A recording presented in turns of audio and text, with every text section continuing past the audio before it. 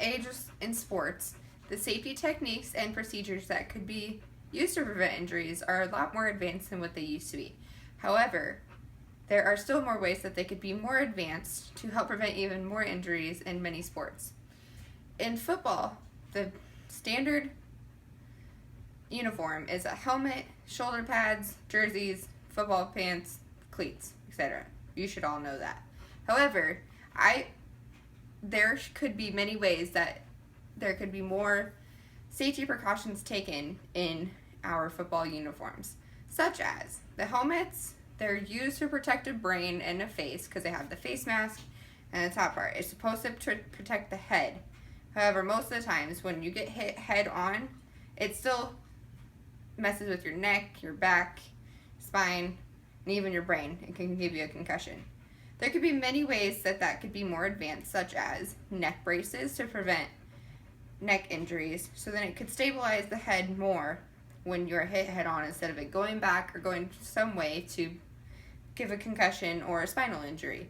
Another thing that could be helpful would be some kind of brace on a leg or an arm so that not as many arms are broken or legs, especially like Derek Carr, quarterback for the Oakland Raiders. He had a really bad tackle that bent his leg practically sideways and it broke his leg in half.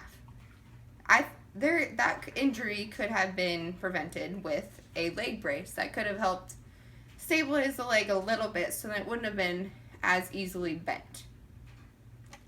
Baseball. Baseball is another sport that there really is not any safety precautions taken in baseball. The only safety precautions taken in baseball are a helmet for the batter and a helmet for the umpires so then nothing gets hit in their face, and then a chest protector, shin guards, elbow guards, face mask, helmet for a catcher. There could be many ways that we could prevent a lot of injuries in baseball, such as a pitcher should be wearing some kind of face mask or some kind of helmet, because a lot of times a pitcher can almost get hit in the head, and that's how a lot of the injuries happen. In the outfield or as baseman, there's really not that many safety precautions that could be taken because there's usually no person-to-person contact, so there's not that many injuries on a base. However, Giancarlo Stanton got hit in the face by a pitch. This could have been prevented if the helmets would cover their face on whatever side they're batting on, which is actually used now after that happened, because he had many facial fractures and dental fractures or injuries because he got hit. This could be prevented if the face mask would go all the way around, if they would wear the same kind of face mask a catcher does. This is just one way to prevent the injuries. As for other kinds of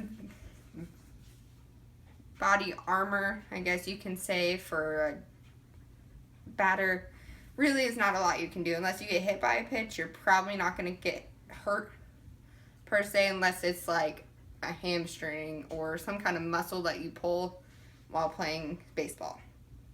Baseball and football are the two most commonly injured players because the safety procedures and precautions are not all there.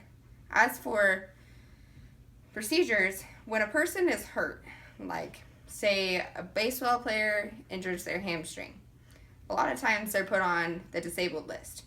But sometimes, depending on the strain or the tear or the sprain, they aren't exactly given an adequate amount to heal. I think they should always follow a certain protocol for whatever it is, whether it be hamstring or arm. They should have a certain limit to when they can come back and when they could practice. Just because they feel comfortable doesn't mean they're fully healed. Another thing is like a broken bone. I know they usually go to physical therapy and they can't play until they're cleared. So that's one thing that they're good on. However, the procedures and precautions can be a lot more advanced than what they are now in today's sports.